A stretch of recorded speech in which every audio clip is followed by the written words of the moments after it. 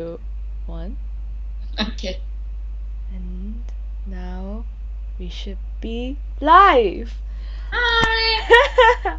Hello, welcome to our interview. Interview diaries. And Thank you. sorry, somehow like I pressed a weird button and songs came out. And no, that's not the point. Sorry. Welcome to Interview Diaries of Coven Cigarettes, and we're here with the director of Choices, Gail. Woo! Thank you. I wasn't too sure how to say your last name. Would you mind letting me know? You said it perfect. Oh, so my Gognau. Gognau. Gunyu. Gail Yeah, Gunyu. Gognau. Yes. Okay.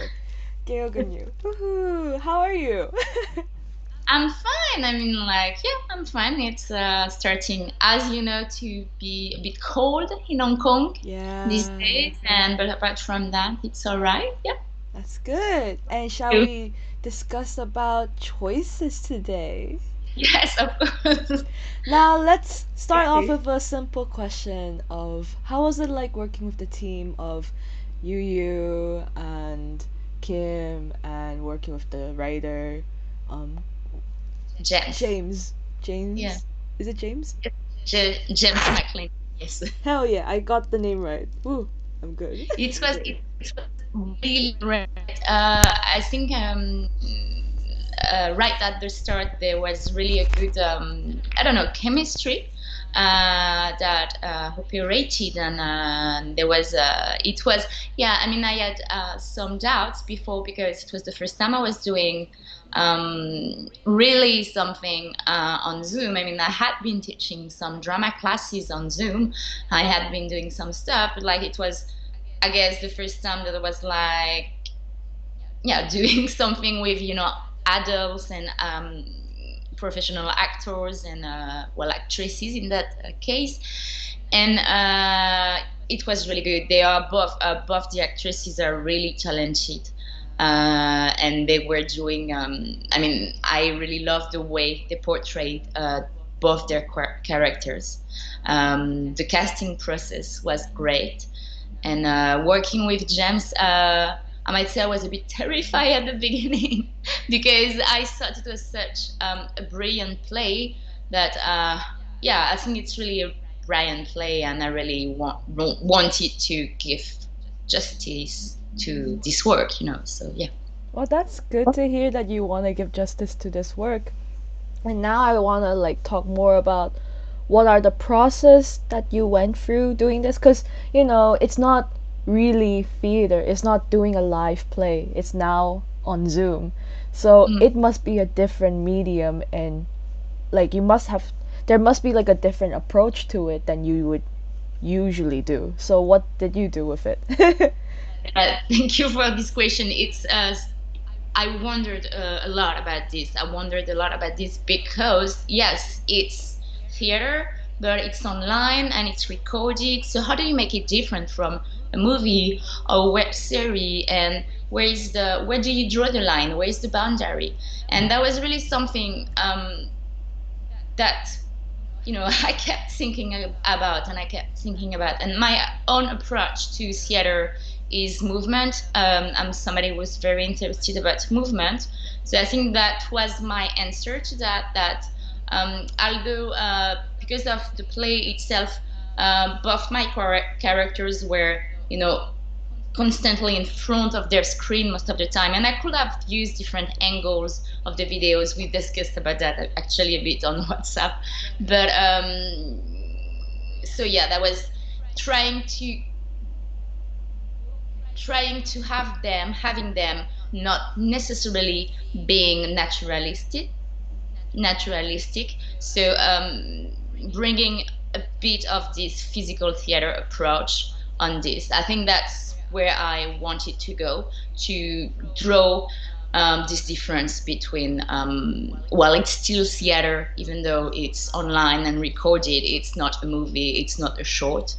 And so yeah, that's what I wanted to do. But the process was, there was a lot of question, like the question you will ask yourself as an actor or as a director, where is my center stage? Where is done stage? Where is center stage, done stage, backstage? And that's something we define with the actresses. So I told them that when they were like very close to the camera like this, that was going to be our done stage. And so we worked with that. We worked with how close we were to the camera, uh, and what it will mean usually in a play that it's staged on stage, and or how to apply it to a camera on Zoom. Well, that's a particular way. I didn't really think of stage directions in terms of like when you go Mm, here it's like downstage and here is like more upstage.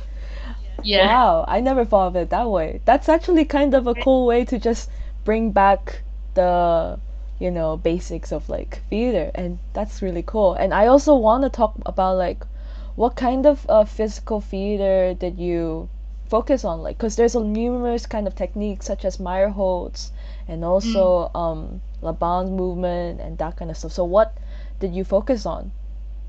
So I didn't particularly use a method. What I mostly wanted was to see the physical, because, well, you know the story, and I hope that viewers right now who have not seen the play will watch it. So I'm not going to give anything away, but like it's such a story that in 10 minutes there's something changing for at least the prospective client, and and also for the counselor, because well, she's trying to sell something.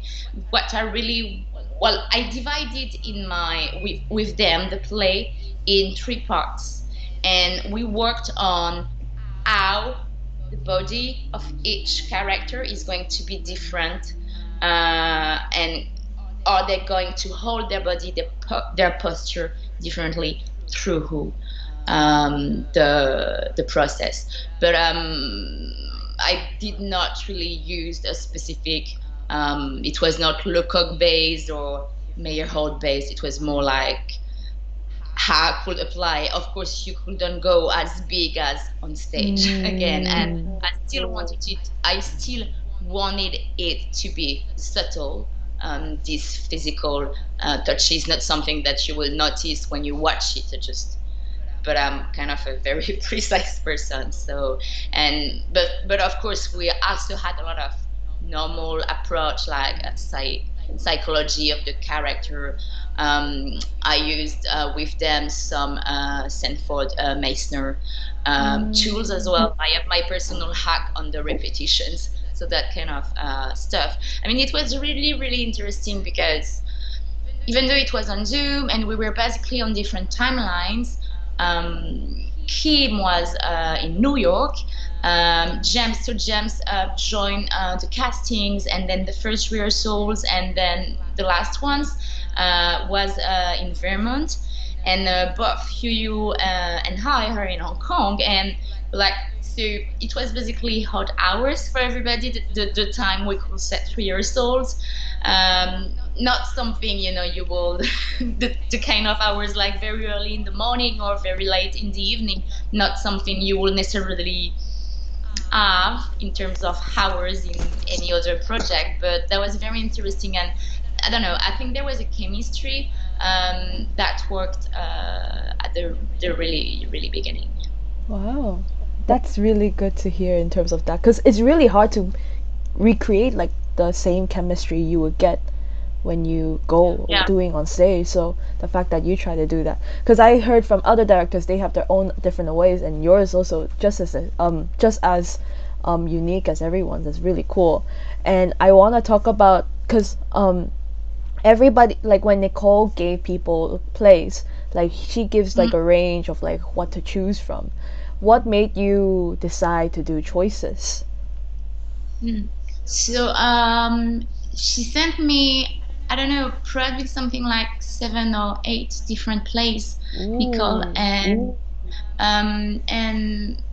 I don't know. This one was really, really different. This one for me it was outstanding. It was the play I really, really wanted to do because it's brilliant. It's Black Mirror-esque. It's very contemporary. Mm-hmm. It touches on um, on modern topics, and it's something I could have really pictured as a Netflix episode, and not necessarily something that kind of topic is not always portrayed that much in theater. So I think that's that difference, if I may say, that interested me. A lot of other plays were very good as well, but they were also talking about topics that were well, Nicole sent me a few that were about motherhood because she knows it's a topic I'm interested about. But because I've been doing that, I've been writing a play about motherhood and that kind of thing. It's not something I wanted to do again. So I wanted to do something very different from what I've done before. So yeah, and this one was outstanding. I don't know, for me it was when I read this one, I knew it was this one really. I was also interested with the monologue I Love You Remotely. Oh. That I thought was very funny, and I was really I had a vision about this one as well. But in terms of time commitment, I could only choose one. Yeah. Because I also got the selection of I Love You Remotely, but I I didn't know how to visualize it in my sense. So I had CNC Music Factory in Joseon, Hong Kong. And I'm glad that you had the first choice of getting choices, because that sounds a really cool play if I get to choose it. But then, of course, you were a great director to direct anyway. So, I mean, I'm glad that I was able to help you edit yours in the end. Yes, So I had, exactly. so I had a little bit of the participation on helping out, which I was really Yes, you glad. totally did. You totally did. I mean, like it's such an important work, and I don't know how to edit myself, so and you really took my notes into, and we had that technical glitch as well that Yeah. made that last minute. But yeah, you really took my notes into actions, and yeah. Thank you. So thanks a lot because it does bring the idea and the vision I had in mind into something that's on YouTube right now. So that's Yeah. quite an achievement for all of us, I guess. And Choices is one of the videos that got the highest views amongst Mm. CNC. So you should be proud of it. And I do wanna. It's probably Hmm? watching it every day, 5 times a day. No, I'm kidding. Well, you should. You should get that recognition. Get it, like, the more views, the better, right? you know. Now, Yeah. let me ask you, what did you think of the final cut? I mean, I remember you really Yeah, liking just it. tell you. Yeah, true. Yeah. I mean, I know because it's because of me, but like in the end, like, how did you feel after seeing all of it and all that kind of stuff? Like, did it make? I mean, I was super happy. You know, I think every for actresses, and this time I was a director, for all of us theater people, like when we were working on the project, we're so invested in it, and also I think I was thinking, when you're a director and your play finally goes on stage, it's the last moment of your work. You are going to give notes maybe on the first night, but then that's it. The play goes and live by itself with the actors and the technicians and everything, but you're not working anymore. You've done your job. And I think I had that feeling when Kim and you recorded, and I was like, okay, now I gave them my final notes, my encouragement and everything, and now my work is done. So that was up to them for the acting, and then up to you for the final cut. And yeah, I'm really glad of the results. And yeah. I'm really glad. I'm really glad. And I hope that there are more people in the future. When I mean future, I mean like in less than 3 weeks to finish watching your play choices. Yeah. Everything goes offline in on January 7th, right? Yes, yes. Okay. It's quite okay. Yeah, yeah. Well, we have to like deal with the copyrights and stuff. So, Yes. I mean, Yes. unless some playwrights do, if they do want to keep it extended, they can. So it Yeah, really depends. I saw an email about that. Yeah. Yeah, yeah. Well, I'm Now, not the right, so it's not up to me. I do. Now, shall we talk about your background? Yeah, sure. If you want, I'm French, as you can hear. Probably, I'll never get rid of the French accent. I mean, I'm working in English. I've been living in Hong Kong for 16 years now. So yeah, Mm. and I studied acting in France and here in Hong Kong as well. And I've been less active in the theater community for I'd say the past 2 or 3 years. I had other activities on the side, but like yeah, that's how I met Nicole, so the director of Aurora. Through acting, we were casting a play together about probably 11 years ago now. We were cast together in Sister Mary Does It All by Christopher Durang. And well, we had a lot of fun, and we acted a lot together at that time. And um, then I was a bit less involved in the community because I have other business on the side, other activities. And then I kind of came back recently full time. Well, COVID happened, so not full time, Mm. but into having drama teaching and acting and as my main thing in life. Yeah. That's So cool. yeah, yeah, That's really cool. I do have a question though. What made you yeah. want to start acting? Me, Mm.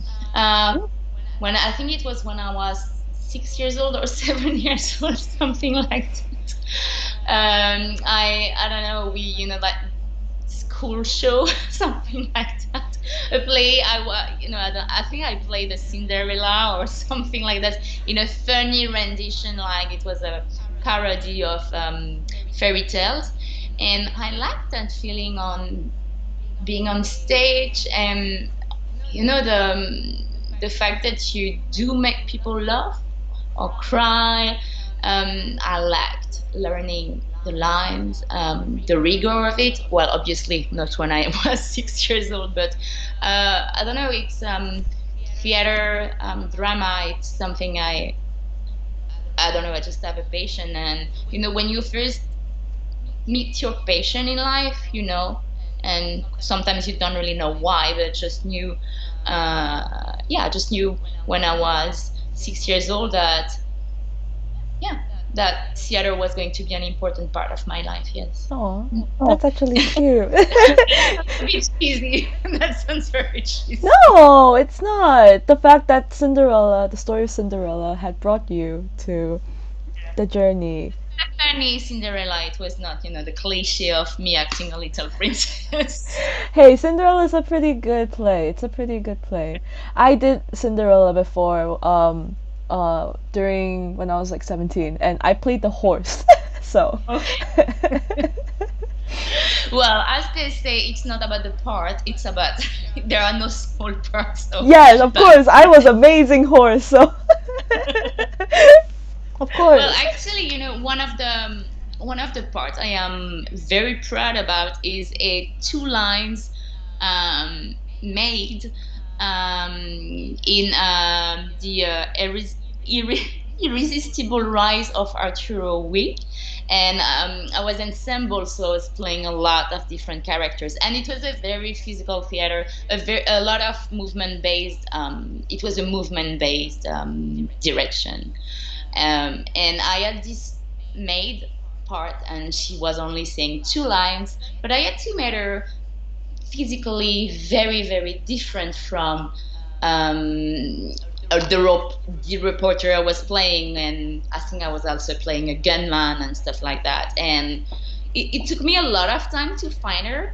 And one day, I tried to make her like I tried to make her run, or almost, yeah, almost run like a penguin, something like that. And it worked. It worked perfectly with the character, and that made her really different. And that's I was really proud of this part. So yeah, there are no small parts, even though it was a two line. I mean, honestly, it was 2 lines, no lines, like Yeah.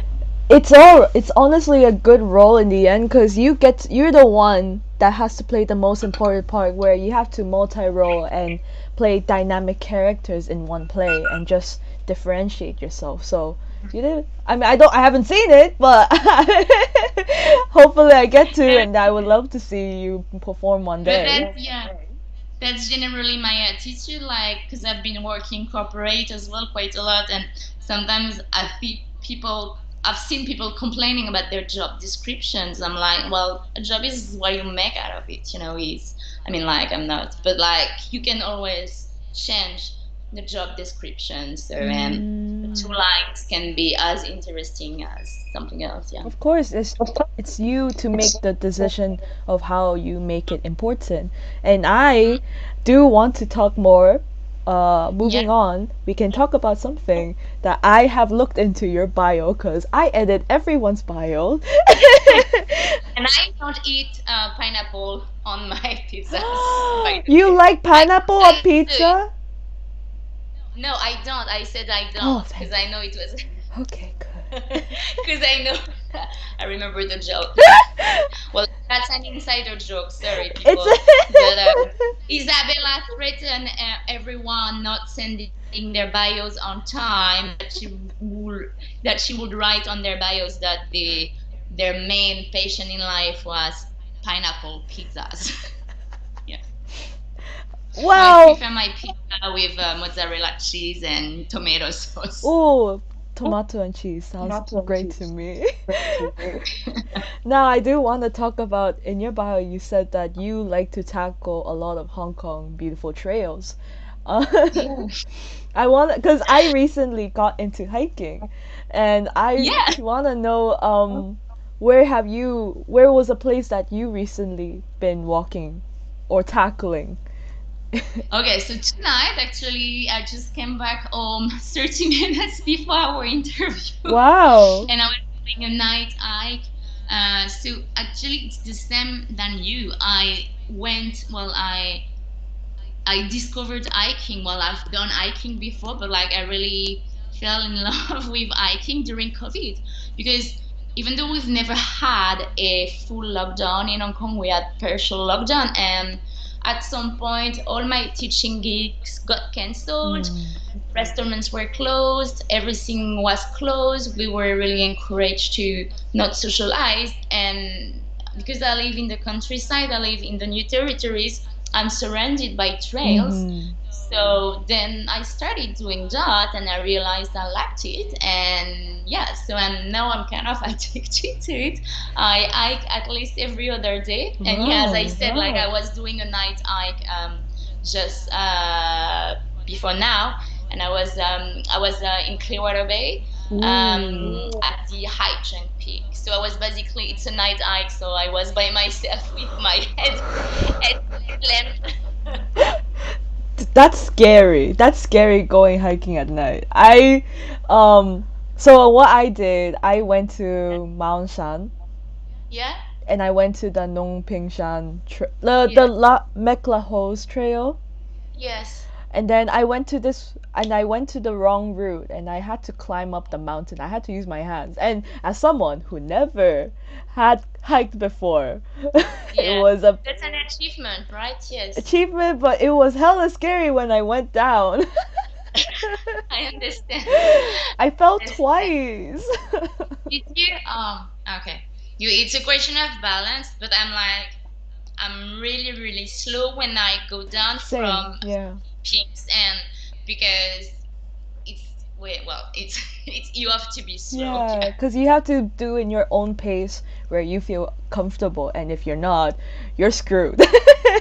Yeah, but it's really also a question of, keeping your balance. So yeah, Yeah, you don't want yeah. to, it can be slippery depending on what's been the weather, especially when I was hiking over the summer, because it was very hot and it was very dusty actually on most of the trails I was going, because the soil was not, moisturized with any rain. So it was kind of very slippery at times. Yeah. Oh God. Yeah. Well, what is a trail that you haven't been but you want to go? The man on Shan one. Really? Yeah, and I don't know the name of that, but I don't know yet that like a lot of trails yet in Hong Kong, because yeah, mainly I'm doing the one runs around my place, because there are a lot of trails in Sai Kung and Clearwater Bay, and that's more convenient. But yeah, there's one, I'm not sure exactly where it is. I think it's near one of our boundaries, but I think, well, close to mainland China, and it's apparently you have like a canyon. So I'm like, apparently Hong Kong has a mini canyon, and you can hike through it. So yeah, that's something I'd like to do over the Christmas vacation. Oh, Yes. what does I forgot? Wasn't it called Popin Chow? Possibly, possibly. I'm not really sure. I saw something, I read something about that recently. I screenshot it, Same. and I talked to a few person about that. They told me they've done that, and it's like amazing, because it's a landscape that's very unique to this place that you don't have it at any other places in Hong Kong. But yeah, that's about that. That's like when I was hiking and this summer, and the sun was shining, the sky was blue, and like it was such a gloomy summer at the same time because of everything that was going on. And but like that really brought me a sense of peace. That Yeah. was the I also learned time. that too when I was hiking. It just makes you feel much more calmer after like everything happens downstairs. Like it is still hard to go do hiking, like but then I think Yeah, the when you put your stress on hiking rather than your work, it brought somehow like healing, I should say. yeah, I do. Yeah, I found that's that's funny actually, because I was thinking about that when I was hiking today, and because I knew we had this interview plan, and I was really thinking that it brings me the same kind of peace that I have when I am really involved in a theater project. The Oh. sense of, I don't know, yeah, it's but I guess it's because of the hormones you have after doing some sport or something like that. But yeah, it's really yeah, it's really something that I'm glad, one of the benefits of COVID for me. Oh, that's good to hear. Now I'm gonna ask We you a should go little hiking bit more. together. I'm sorry? We should go hiking together. Yeah, one day, one day. I got so many people like after I did my hiking, I have like friends that are like, I want to hike with you. I want to hike with you. And I was like, "Oh my." I became popular after I hiked, but I don't know. I like hiking alone. I feel Yeah, me, more comfortable yeah. cuz I'm scared because I get lost easily too. Okay. So, I don't want to burden people if I get lost. Like I don't want to give them the burden, oh, you need to help me, I feel bad.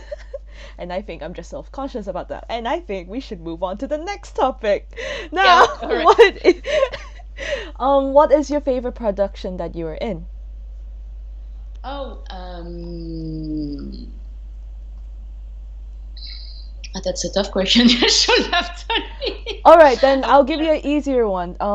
Maybe like what are your favorite actors or directors that inspire you in No, so yeah, for the previous question, the former question, we've been so I co-wrote a play.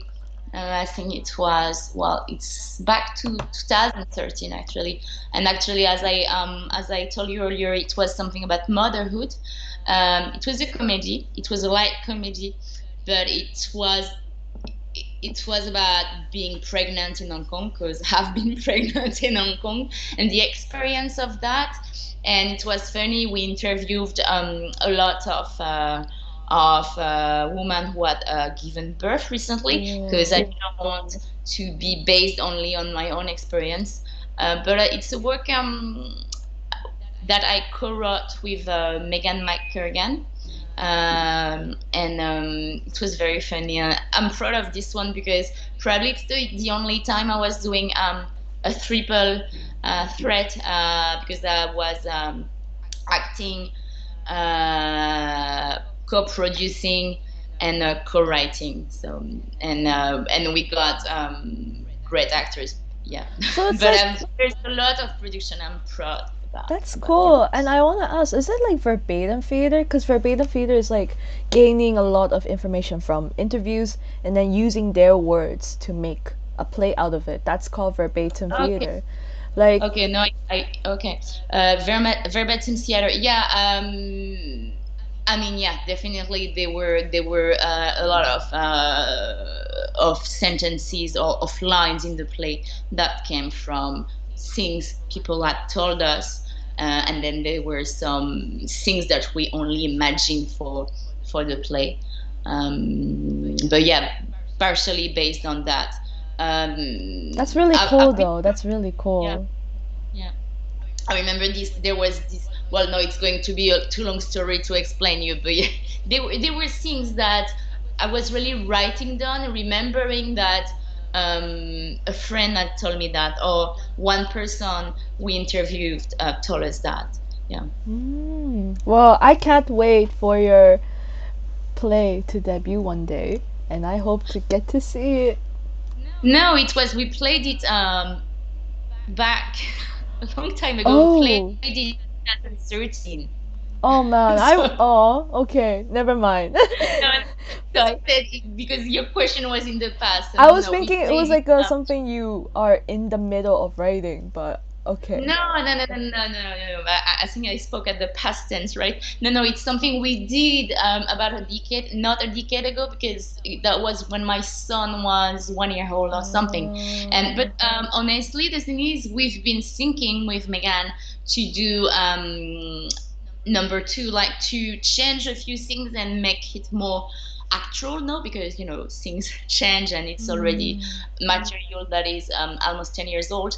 And but then 2020 happened, but it was on the cards. Yeah, it was we wanted to do something new with it. We had talked about it, and then COVID happened. Well, one day I want to see whatever work you have done, and I hope to see you more soon when COVID is over. And I have one last thing to say. What should the viewers? What is the reason for the viewers to watch Choices? Okay, so choices first. It's set in a COVID-19, well, COVID-20 reality. It's fast because it's only 12 minutes, so it won't take too much of your time.